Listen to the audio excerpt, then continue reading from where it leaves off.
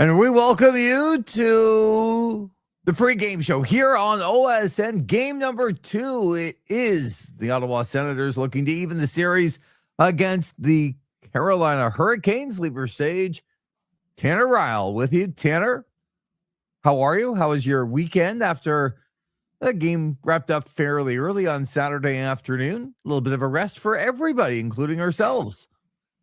Yeah, that's right, Lee. Pretty good weekend. Caught a lot of the playoff games that were on. I think I caught at least a little bit of all of them, actually. So kind of nice.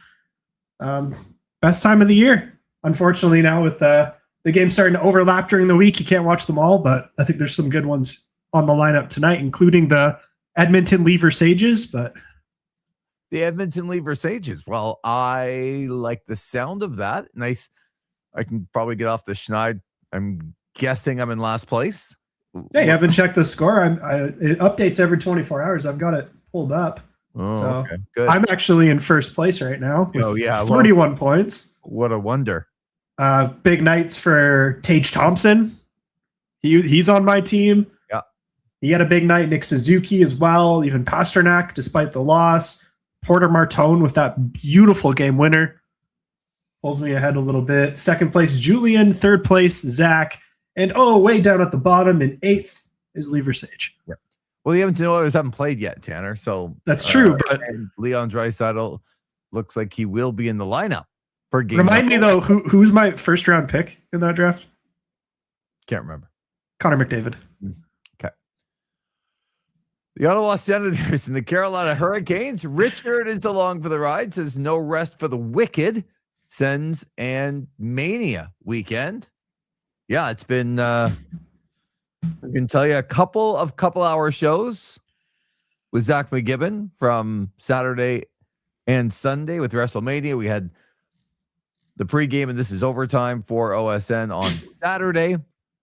And we're gearing up for a very big week this week. So some of the news, and we'll wait to find out, when the Sens get on the ice during our show for the warm-ups. But we do know that Tyler Clevin will not play, and Artem Zub a game-time decision. So I think the game-time decision is really good news. I actually did not expect that. So that's got to be, a positive, whether he plays or not. I mean, you don't love it if he doesn't play and you're down 2-0, but doesn't look like he would be all that far away if he didn't play tonight. I'm almost positive he'd be in the lineup on Thursday if he is so close to playing tonight. Yeah, something to keep an eye on for sure. He didn't skate this morning, so that's kind of interesting. They had Matt and Paolo up with Jake Sanderson. So something we'll keep an eye on. As soon as the lineup gets released, we're going to keep our eyes on the feed here during the show. But Tyler Clevin did shed his non-contact jersey at the practice today.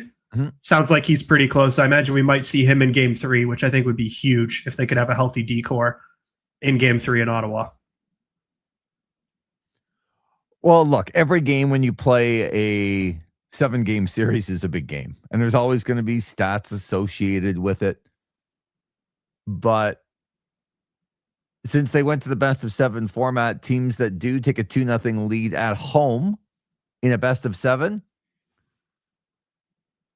go on to win the series more than 88% of the time. 270 times they have won, 36 times they have lost when that scenario has happened since they went. So to say that this is a big one and the Sens would put themselves in a big hole, now they've had some time to reflect. Do you look back at game 1 any differently? What do you pull from Saturday afternoon, game 1 in Carolina?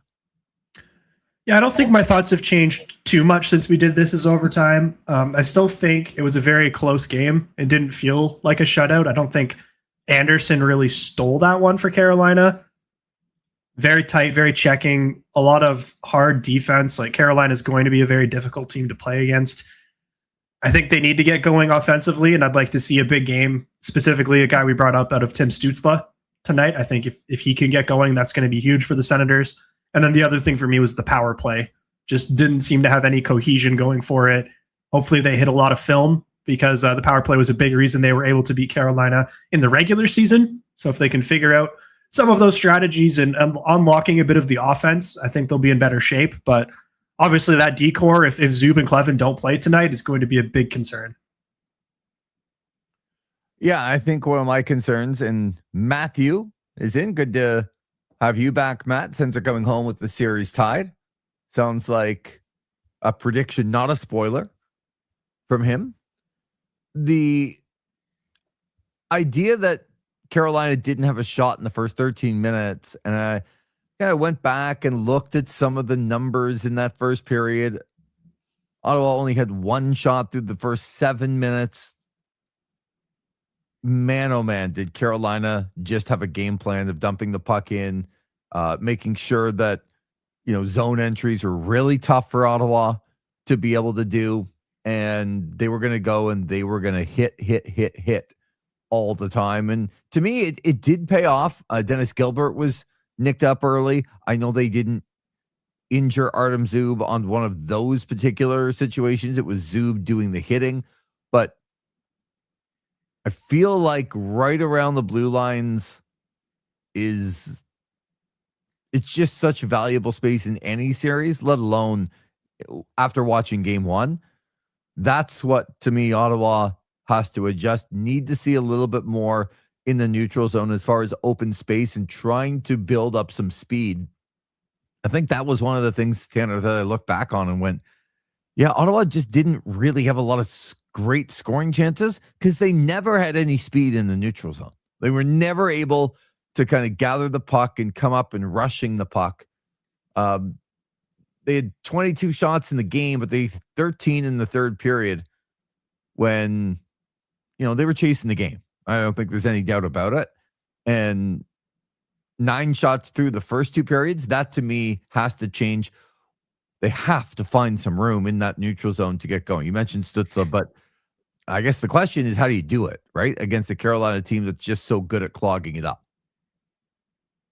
That's what they're going to have to figure out. And like I mentioned, I think they've got to look at some of these other teams that have been able to crack through that Carolina defense, like the Florida Panthers in the last couple of seasons. But at the same time, Carolina's also going to be looking at that team because that's how they lost before. They're trying to learn. They're trying to go on a deep run and win the Stanley Cup. It's cup or bust in Carolina. So, yeah, Ottawa's got to figure out a way to crack through that neutral zone because it felt like they were playing really high up defensively, and Ottawa was only able to get it and maybe get like a first initial shot if they were lucky. They couldn't set up at all night except for maybe on the 6-on-4 towards the end of the third period. No, I think it was you, but it might have been somebody else telling me. No, it wasn't you, because you have a lot of praise for the Shane Pinto, Michael Amadio duo with usually Nick Cousins on their side, can be somebody else. They got caved in on Saturday. And when you started to look at some of the numbers that were brought to my attention with the 0 beside that line as far as goals expected, that's not good, Tanner. And that's been one of the best lines for Ottawa all season long. So consistent, so good at what they did. They had nothing going on in game one. Something else that absolutely has to change. Yeah, I'm glad you brought that up. I did see that stat after we got off the air. And yeah, that's very concerning because that was their best line. And if they don't get going tonight, especially, I think you're going to have to look at shaking things up there. Whether it's bringing another winger on with them, or maybe we see a Shane Pinto higher up in the lineup just to give the offense a bit of a spark. But ideally, you just get those guys clicking because that's been the Senators' most important line all season. I thought this quote from Tim Stützle was pretty interesting. He says, speaking for myself, in the first 2 periods, we were kind of throwing too many pucks towards the net, not holding on to it, not creating a lot of possession time. That's my game. Hold on to pucks and make those plays.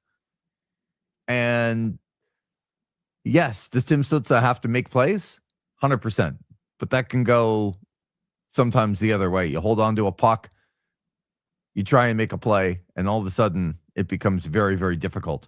So it's does Ottawa change that much of what they're doing would be another one of my concerns, because if they completely change their game, it's going to be really hard for them. Oh, absolutely. And part of that, I think, is just how physical and how hard Carolina was checking them all night. Like if they held on to a puck, they were probably going to get floored. If Artem Zoop doesn't play, who do you expect in? I would think Lassie Thompson. If Carter Yakimchuk plays in this series, there's a serious problem. He is not ready to be facing the Carolina Hurricanes in the playoffs. Not even close. So I expect we'll probably see Thompson and Gilbert play maybe 7 or 8 minutes in this game. They're really going to need a lot out of Nick Matt-Paolo and Jordan Spence. Yeah, heavy with Shabbat and Sanderson, and then the other two guys. But with 2 days off after this, not a huge concern to be able to put those guys out. They're so used to playing that many minutes anyway. Yeah, and I don't think Lassie Thompson's necessarily looked bad. This has been his best showing at the level, but of course, ideally, you don't want a guy like that playing in a Carolina playoff game, especially when you compare it to the Canes, who have that third pair of Nikishin and Gostisbehere. Like that's insane for a third pair in the NHL. Mm-hmm. And we go back to goaltending, right? Where when they don't score a goal, you can't say it's the goaltender's fault when they lose 2-0 in a hockey game. I thought Linus Ullmark was okay. But the first goal I thought was really bad. And he can't lose the battle to Freddie Anderson. He just can't. Absolutely. I mean, it's crazy because he still finished that game with like a .931 save percentage. Like this team would have killed for that during the regular season. Freddie Anderson finished with 1,000. Yep. Right? He was the second best goaltender at the end of the night. Yeah. And there's probably like at least one of those 2 goals that you would want back from Ullmark. I don't think it was a stinker on his end, which there still might be a little bit of fear there, though. What if Linus Ullmark does have one of those playoff stinkers? I thought about it this afternoon because Ottawa could play so much better than they did on Saturday afternoon, and they still lose. I mean, how many times did we see it in the regular season? The goal that went in was really bad, and that's the fear for me. The first goal is that can happen at any time. I know it's the playoffs and weird goals go in, and it's not the only one for sure, but with the history behind him, it's not about you and me. It's not about the fans. It's about the team in front of him, trusting him that he's not going to do that. And if he does that, they hang their heads and go, oh, instead of like, we got your back. Don't worry about it. We know it won't happen again kind of thing. Where other goaltenders do have that. It's got to be a fear. MVB is here. He says, I'm passively listening while playing catch with my son. Is there anything better on a Monday night to be playing catch with your son outside and having Tanner Ryle in your ear? Like, come on. I mean, probably be a few degrees warmer. I'm sure MVB wouldn't complain about that. But oh my God. Like, woke up this morning, like, honestly, it's April 20th. Woke up this morning and there's frost, there's snow on the roof. Which is crazy because like Saturday I was ready to go wear shorts. It was 25 in the afternoon. Yeah. But again, enough. Yeah. Enough. Hardly been outside though, with all the broadcasting that we've been doing here on OSN/This Is Wrestling. Yeah, lots of exciting stuff coming up this week, I believe. Yes, lots of stuff coming up. People are going to be getting that email that says, oh, they're going live again. They're going live again. Matt said, it snowed Saturday in Bracebridge. This should be illegal. Now, look, we complain in Ottawa a lot about the snow, but Matt's kind of in an area in Bracebridge and that sort of Barrie, Aurelia area. Man, did they get hammered this year. Like, just smoked. Worse than we did, which is hard to believe at points. But the sun's still shining. Feels like playoff weather. I don't know. We'll see how many people get out and watch in front of the CTC at the Sens party, because that's not a spot where they have that the sun gets to in the afternoon and the evening. Yeah, especially the wind can be pretty brutal out there. There's nothing to block that at all. The sun sets behind the rink, and they are going to, and they always do, kind of have the party at the front of the rink, which can be in the shade. I can tell you, I have broadcasted out there in times where you didn't think it was going to be cold, and it was freezing. We'll see how it is come Thursday. I'll have the boots on the ground report there. See what's going on outside the rink. Yeah, but you're not staying outside for the game. You're going inside for the game. People will be, though, because they're going to have they're having the screen there during the home games as well. Yeah, I know. But you're not going to be boots on the ground outside all game. No, I'll take it in for 10 minutes and then I'll head inside. Exactly. I'll go in and get warm. Mother Nature's going through menopause, just like my wife. Well, okay. MVB.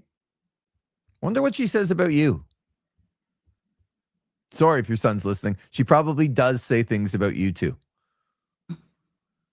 And the Zote, the Zach of all trades, Zach McGibbon says, but the sun always shines at the Bracebridge Library. Well, at least on their Instagram, where Matt Reiser's doing a stupid dance. So when you look at Carolina and what they were able to accomplish, this felt like, after the game to me, this is what the Carolina Hurricanes are. That it was Stankoven that had the great day. You didn't know it was going to be him, but it could be him because that's how they are. Whether it's Svechnikov or whether it's Aho, whether it's Seth Jarvis, or those guys are just creating some of the room for some of the other guys. This is what makes them so tough, Tanner. I know you talked about it at the beginning of the series in your article on this is OSN.com, just about the depth of the Carolina Hurricanes and what the depth and the experience makes them a very, very difficult opponent. To look at that team now and go, if Carolina wins tonight, I know it's still only 2-0 and Ottawa hasn't played a home game, but man, beating the Carolina Hurricanes 4 times in 5 games if they lose tonight, that's an uphill climb. Yeah. Feel a little eerily like last season against Toronto. I remember the feeling at game 3, like, oh my God, they've got to win this. And then it goes to overtime and they lose, and you're just like, oh, man. Right. But I think the thing with Carolina is that they didn't have a bunch of scores. Like, their top guys didn't really do all that much in game 1. Does that scare you?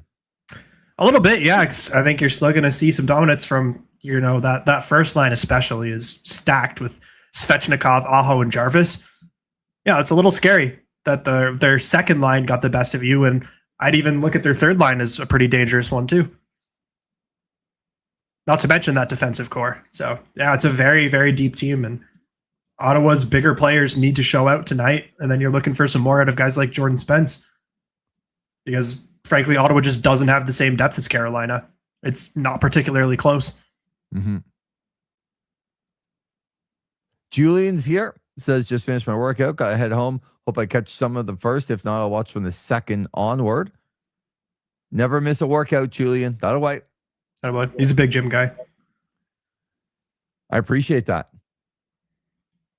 I look at those people when I'm at the gym, go, yeah, I wish I could be that good.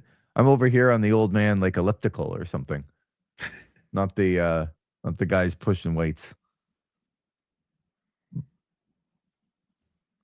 Let's go around the league a little bit before we get back to this game. You mentioned you've watched almost maybe a little bit of every series so far. 7 of the series have got underway. We're still waiting game 1 tonight with the Edmonton Oilers and the Anaheim Ducks.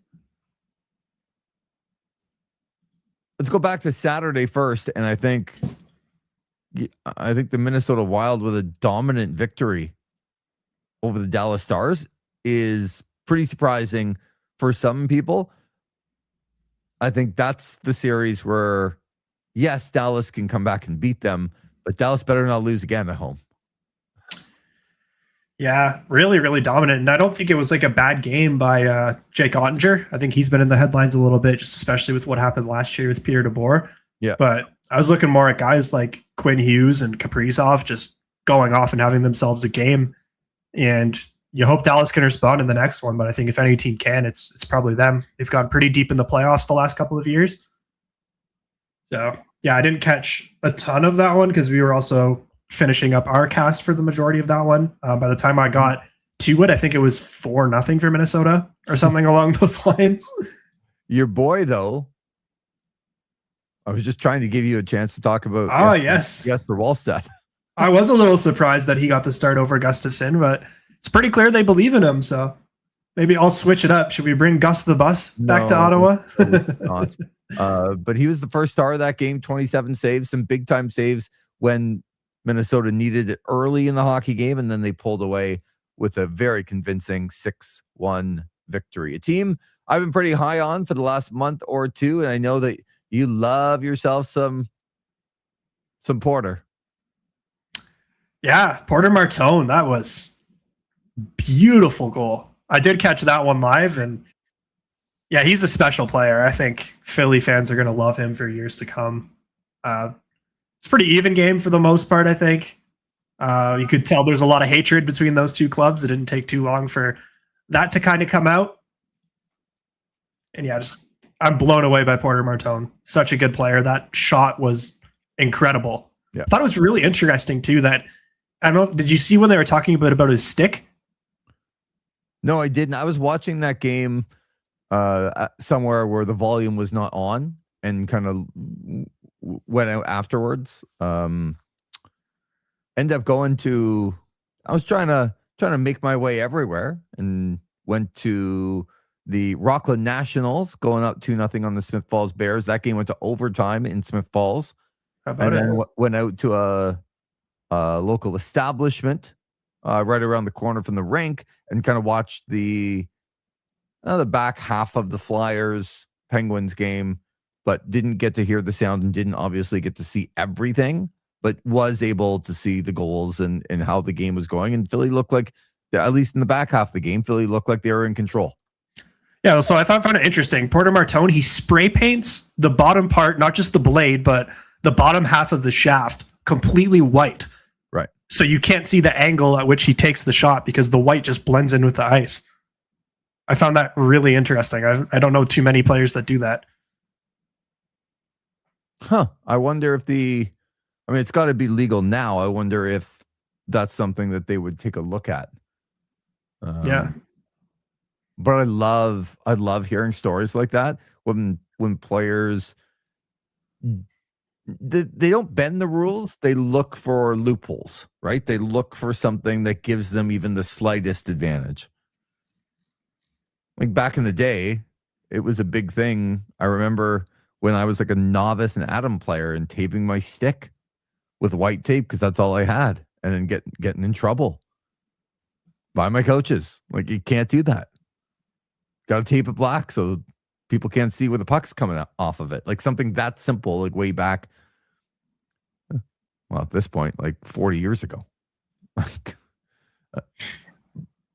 love little advantages like that. Yeah, that score was 3-2, but the Penguins scored with a minute to go in that game. It was 3-1 after that Porter Martone goal. And Philadelphia, I just think, talk about it all the time. I'll just continue to say it. One of the big things for me going into a playoffs is not how a team is playing in the last week or two, but I also don't go back all season. Teams can be completely different in the back half of a season. So to me, how are they playing in the last couple of months, I think is a good indication of what a team is going to look like. And look, for the Ottawa Senators, they've been one of those teams. Unfortunately for them, so is Carolina. But the top 5 teams in the league in the last couple months were Dallas, Ottawa, Buffalo, Philadelphia, and Carolina. Those are how teams are playing when it really matters for a long stretch of time. Not a lucky game or two, but a long stretch of time. And Ottawa up against another one of those teams, unfortunately, in the playoffs. But Philadelphia's been playing very good hockey for a long time. And I picked Philadelphia to win that series, and I still believe they're going to. I really do. Let's talk about some of the Sunday games. I didn't really pay attention that much to Colorado. When I turned it on third period, it's like, they're only up 1-0. Yeah, I caught the start of this one, didn't have the sound on, so I wasn't paying too close of attention, but kind of what everyone expects. I thought LA or Colorado probably would have blown them out. But yeah, Colorado gets the win there. I think they're taking that series pretty easily in 4 or 5 games. Yeah, so they scored early in the third, make it 2-0, and then a late power play goal by Panarin got the Kings closer and a chance to come back, but not all that much time. The rest of the games yesterday, real good. I wish I didn't see it. Had other things going on, including WrestleMania, but the Montreal Canadiens with a 4-3 overtime victory over the Tampa Bay Lightning, and just this game to me was everything when I watched the highlights of everything that Montreal just is. Like, that's who they are. They keep games close. They do what they have to do. They get it to overtime. Slavkovsky gets the hat trick in this game. This is kind of who they are. Bad matchup, I think, for the Tampa Bay Lightning. Said that at the beginning of the series. And John Cooper was pretty harsh on the stupidity of the penalties that his team was taking after the game. I agreed completely. I think the Jake Gensel one especially was pretty boneheaded. Probably up there with the Patrick Kane one from the end of the year. Yeah. But to me, it felt like Tampa was the better team at 5-on-5. Okay. But you can't put Montreal on the power play,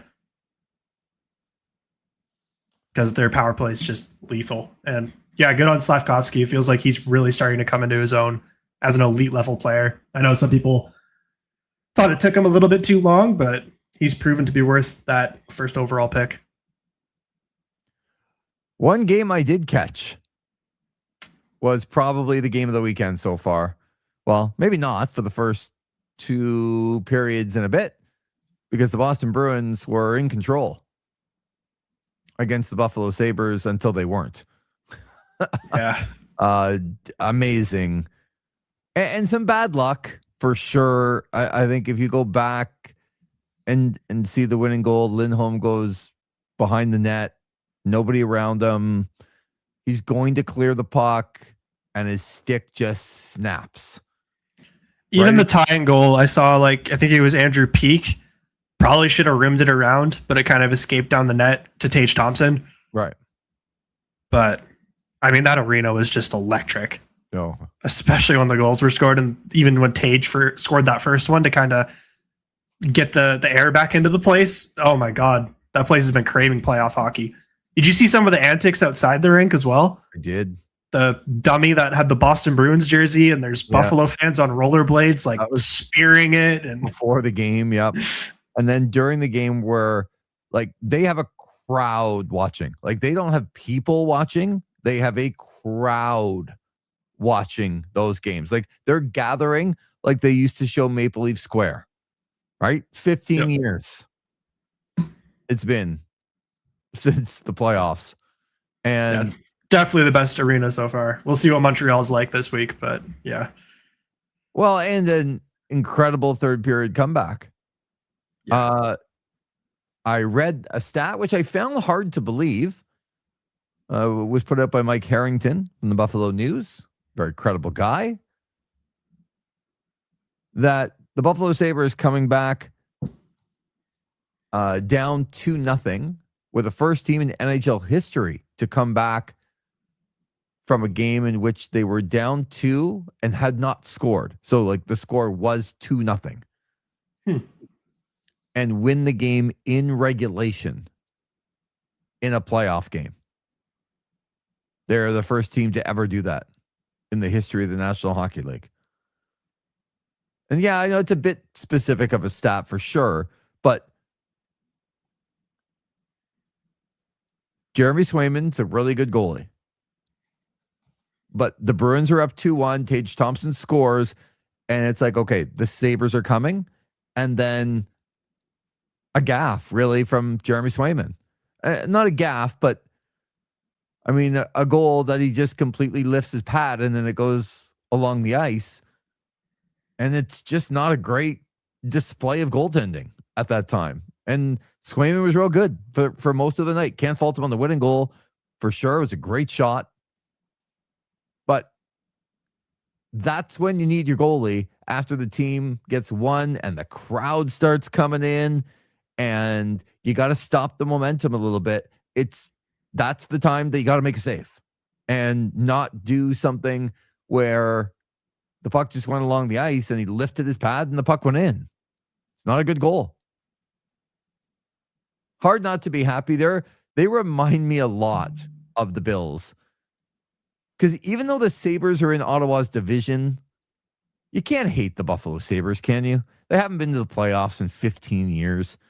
Like, if you're in a playoff series against them, okay, you want to win the series and you might not like a couple of guys. But when you're not playing them, you kind of got to cheer for them, don't you?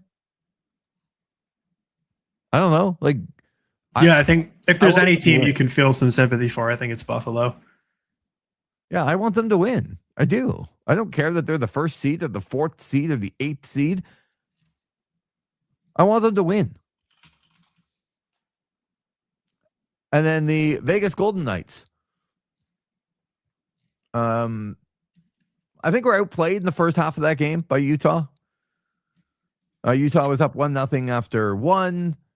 Vegas tied it. Utah went ahead on very lucky goal. Like Carter Hart just tried to get it over into the other corner and it went off of his defenseman and in the net. And Utah's up 2-1. And then Vegas came on, still haven't lost in regulation and still haven't lost a game under John Tortorella. Yeah, good for Vegas. I was certainly pulling for Utah. Cool to see Logan Cooley get their first ever playoff goal in franchise history. But from then on, it was pretty much all Vegas. Mark Stone gets one there. Love to see that. But we do have a bit of intel coming in from warm-ups. Okay. From Elliot Friedman. Artem Zub is not dressed for Ottawa. Both Lassie Thompson and Carter Yakimchuk are currently taking warm-ups.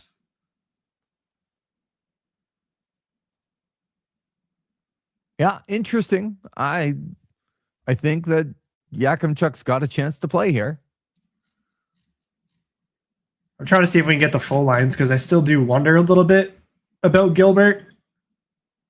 Yeah, I would agree. I don't know that he is not only at 100%, but he didn't play very much and he didn't look great. Ottawa's gonna have to get the puck out of their zone, right? Like when Carolina dumps the puck in and comes at you in waves, they still have to figure out a way to be able to transition and get the puck out of their own zone. And both Lassie Thompson and Carter Yakimchuk have the ability to do that. Is Carter Yakimchuk ready for a playoff game? I don't know. But some of his skill set is what they need in transition against Carolina. And yeah, I agree. And especially if you think about the power play as well and needing a shooter. Yep. I'd almost consider put Carter Yakimchuk on Timmy's wing. Stop. No, I'm kidding. Do not do that in a playoff game against Carolina. Stop it. I remember the one day that Mark Borowiecki played forward for Ottawa. I got the Boro Cop shirt on here. They need They need a little grit.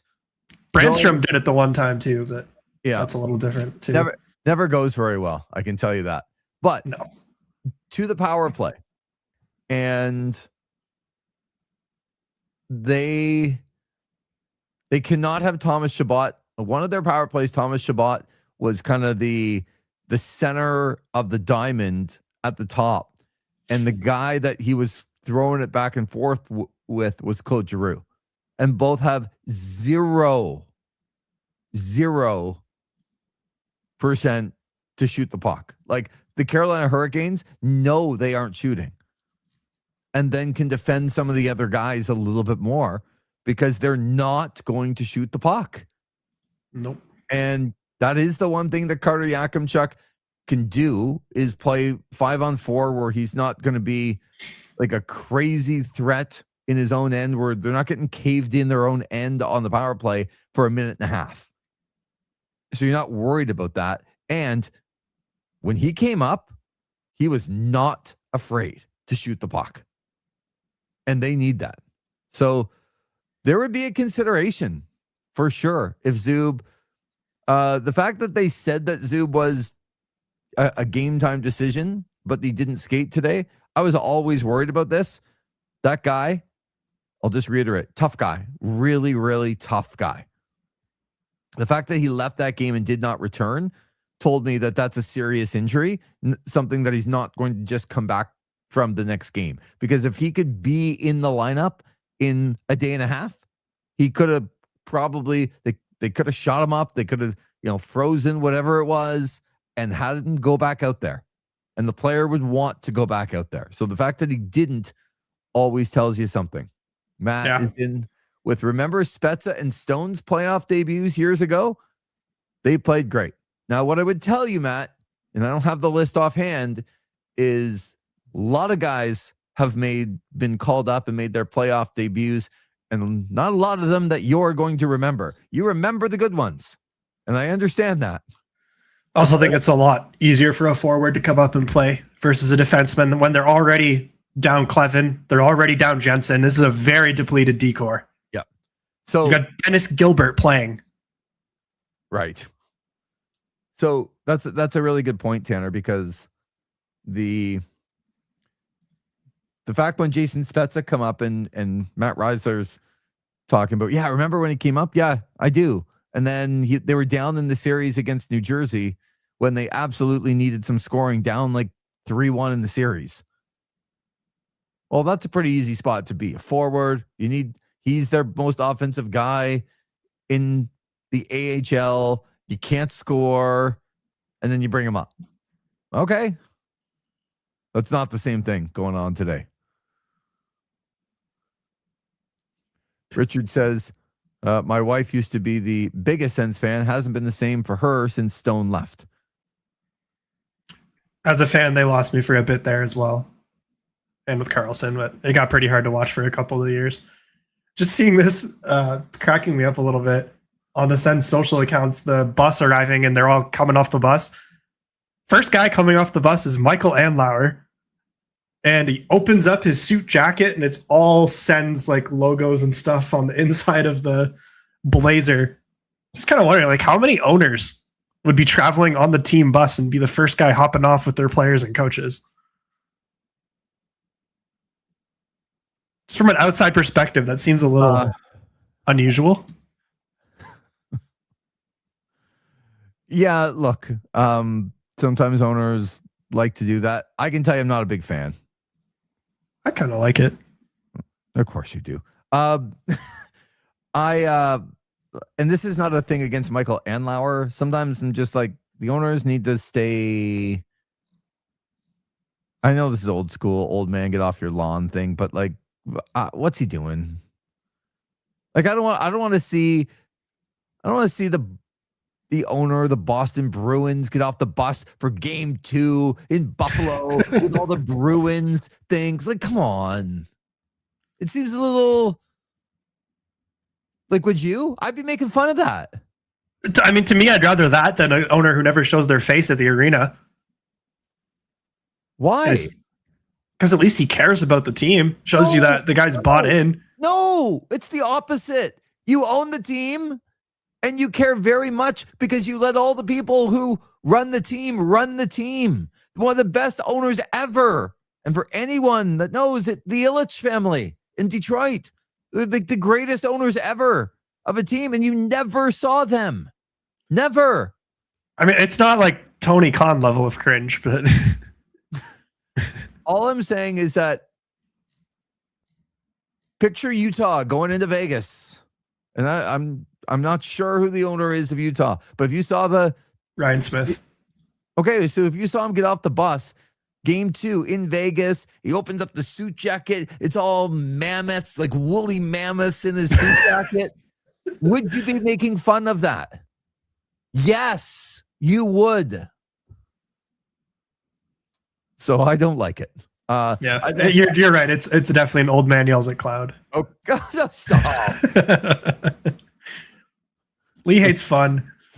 Cowboys fan doesn't like owners who are front and center. Is that a thing? Yeah, okay. It's not. I'm not getting into the Cowboys here. So the Cowboys owner loves the spotlight and loves to be in front of the media and loves everything about it. He's got his own spots on radio shows. He's like bigger than life guy. But I hate it. So just so you know, I'm still a fan of the team, though. I don't like that part of it. And Zach says to say that's a thing, Tanner, would be an understatement. Yeah. Yeah. Tanner's probably one for everyone listening, the minority that does not know who Jerry Jones is, and the fact that Jerry Jones is more than just a thing in Dallas. It's way, way over the top.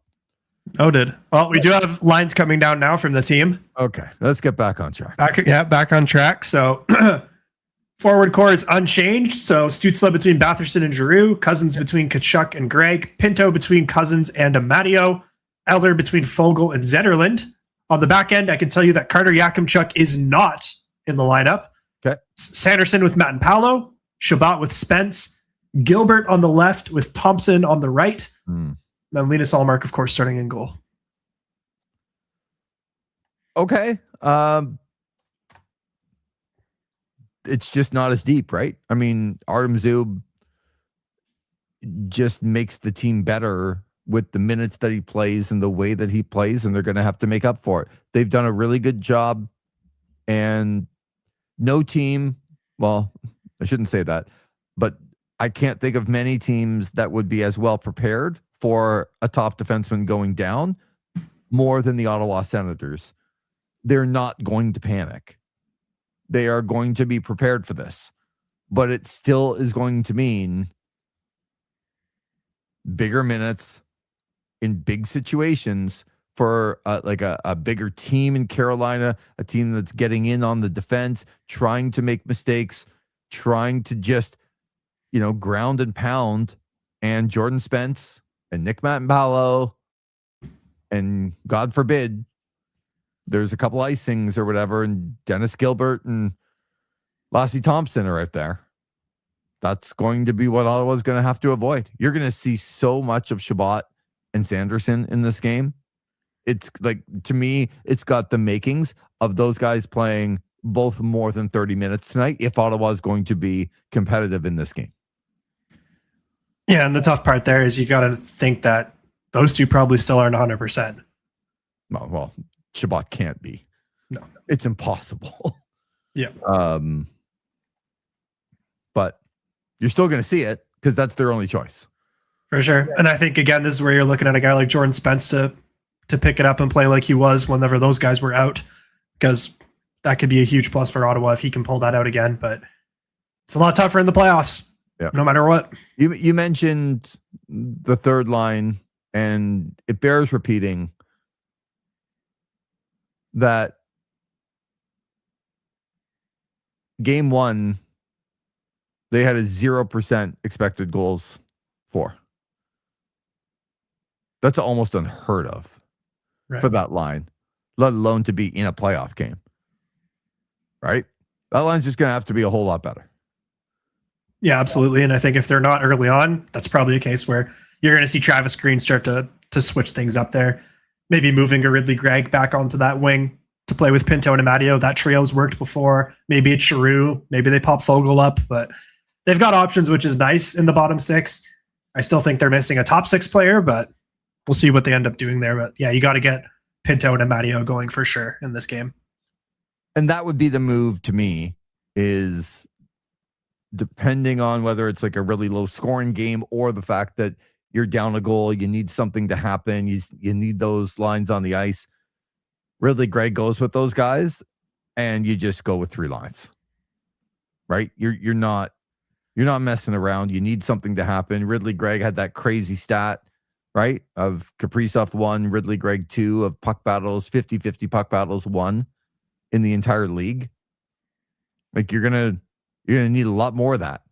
Yeah, the tough part there though with Gregg is he is on the second line, so you would have to elevate one of Fabian Zetterlund or Warren Foegele up to either the third or second line. Right. And I think that's depending on who's going.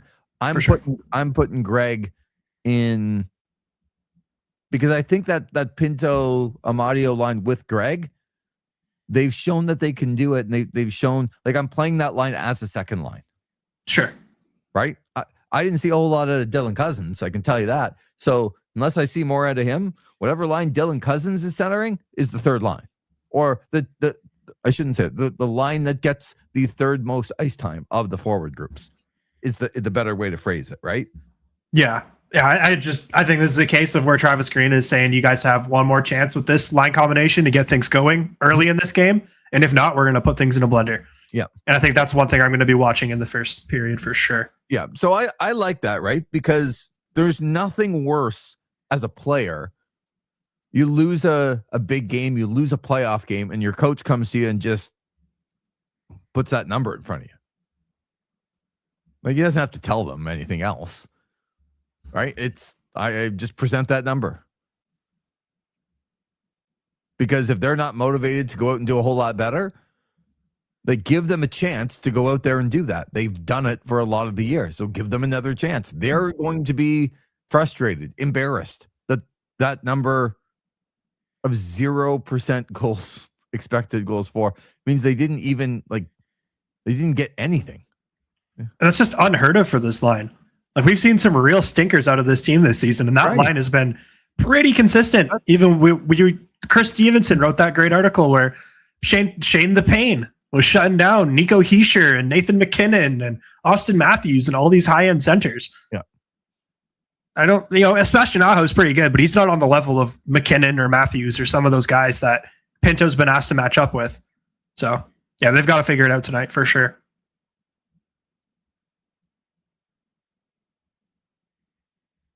Pinto and Amadio had a 54.9% goals expected overall during the year. So 0 is just beyond silly. Like, it's actually a bit crazy. Yeah, and I think if you're the coaching staff, you do have to try and look at it as an anomaly because of how consistent they have been. Yeah. But I'm sure that the Hurricanes are also aware of how consistent that pair has been all year. And doing things to be able to shut it down. The first game already underway. The Flyers and the Penguins. Game number 2. No score, 7 minutes into that one. We're about 10 minutes away from the drop of the puck. The Senators and the Hurricanes. You're also going to get the Minnesota Wild and Dallas Stars game number 2 before we get to game number 1 of the Edmonton Oilers and the Anaheim Ducks. Again, Leon Draisaitl expected in the lineup. And it looks like for the Tampa Bay Lightning that Victor Hedman is going to be back. So everyone's coming back. It's playoff time. That's what happens. Yeah, I think the only other guy missing would be Rope Hintz in Dallas. I don't think he's back yet. I know Heiskanen played. Yeah, Heiskanen played. Rupe Hintz is a guy that I think he's going to miss at least a couple of more games, the last I saw. So Dallas better get going to get him back in the lineup and give him a chance to be a difference maker in that series. Okay, so from the Carolina perspective, I mean, they did a lot of what they wanted to do, right? Ottawa had 9 shots through 2 periods. They kind of held Ottawa as much as you're going to hold them. What do you think Carolina should be aware of tonight? Because Ottawa will be different than they were on Saturday afternoon. I think they're going to expect some of the guys like Stützle, Tkachuk to have bigger nights. So they're probably going to be all over them. And I think they're going to try and do a lot of the same thing. they're certainly going to be aware of the weaker defense too. So if they can get in and start hemming a Dennis Gilbert and a Lassie Thompson, they're probably going to look to do that. Yeah, I agree. I mean, I even look at Nick Mattampalo. We talk about him like he's a vet, but he's just probably should be a 7th D. He's just out there kind of holding water, right? Like, as long as he doesn't make big mistakes, people are happy about that. And they should be. But he's not going to be a difference maker. Like, Nick Mattampalo isn't going to go out there and be one of the reasons why the defense corps turned it around tonight. So who is, right? Like, the answers are Sanderson and Chabot and Spence. That's it. Like, the other 3 guys, you're just hoping that they can hold up. I'm really interested to see what Spence's ice time is going to be at the end of the night. Yep. I think he might end up leading the team. I think he's probably going to get some shifts with Sanderson. Yeah, I mean, the 3 of them are going to be sky high in this game. Yeah, but like Spence is all they have on the right at this point. Like Chabot and Sanderson, at least you can rotate those 2. Like if they're down a bit, what are you going to do? You put Nick Mattampalo out there or Lassie Thompson? No, you're putting Jordan Spence out there. Yeah. And we've seen him play like 31 minutes this season. The only thing I worry about him is just getting out muscled physically. We saw what Anders Lee did early in the season with him. Mm-hmm. Carolina's a big, hard team to play against. So from the Ottawa perspective, to me, again, they need to be a little bit stronger in the neutral zone, getting a little bit more space, getting a little bit more speed. Jim Stutzel talked about not just dumping it in and giving it right back to them, making plays. You got to have a little bit of time and space to be able to do that. So I expect them to be trying to play tied or with the lead. Chasing that team is just so hard. And that's why that first goal, even though it was in the second period, it was just a killer because it was a bad goal and now you're chasing the team. And Carolina, yeah, they had 2 5-on-3s. They probably didn't deserve them. I hope the referees are better today, not from an Ottawa perspective.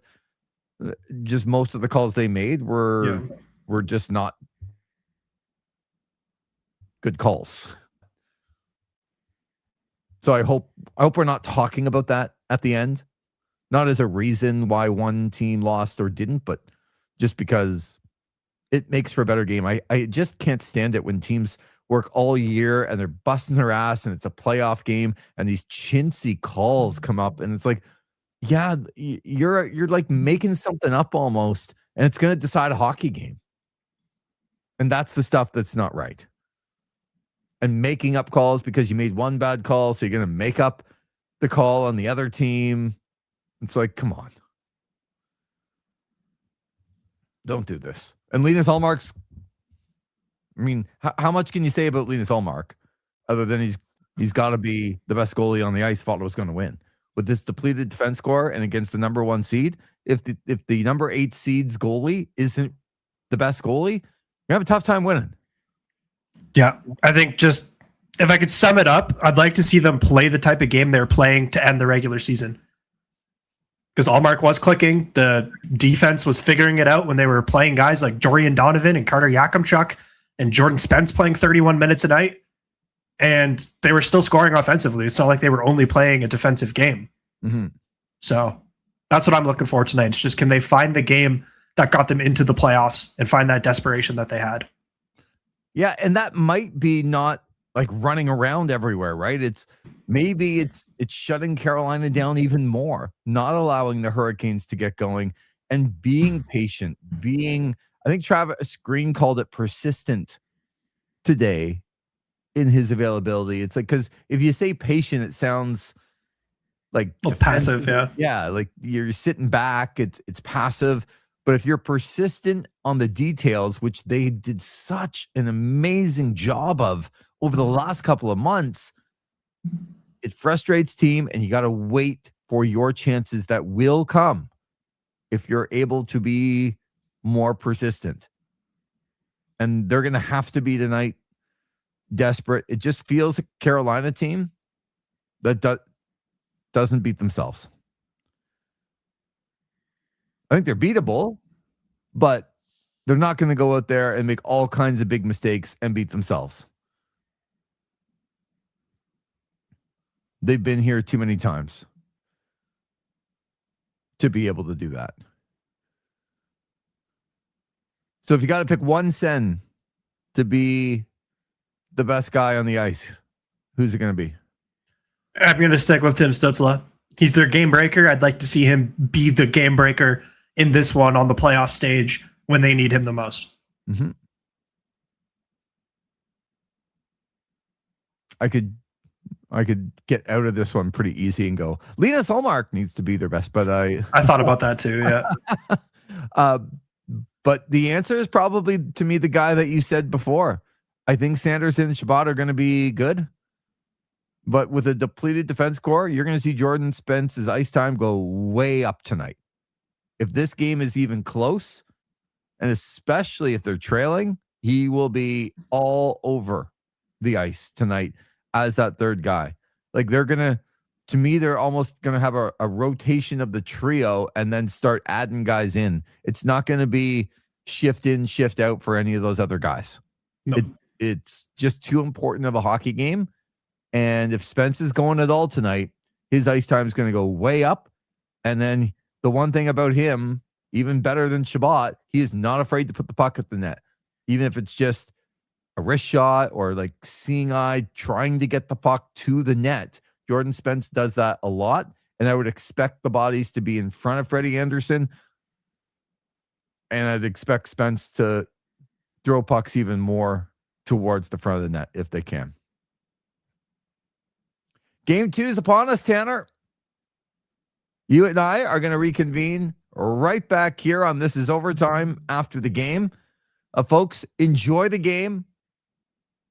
And you know where to find us right after the game on This Is Overtime. It's Ottawa, it's Carolina, and it's game 2, and it's coming up.